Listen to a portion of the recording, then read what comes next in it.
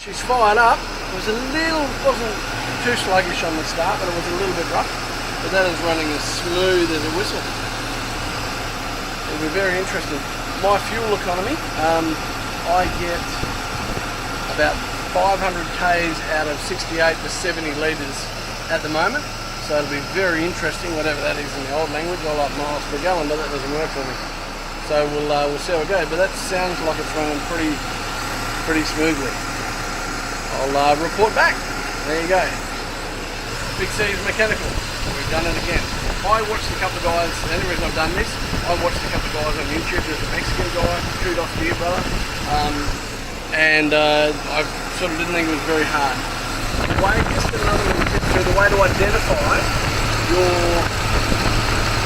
coil packs. You look down through there and you can see the top of them. Because there is a couple of different types out there which you've got to match up to your particular vehicle. Alright, hope that helps. Click like, click thumbs up, give us a comment if I can help you with anything. I'm by no means a mechanic, but that wasn't that hard. I was quoted $830 to do that. I just spent $420 on those. So I've just saved myself $400 with an hour's worth of work. Alright, Big C out.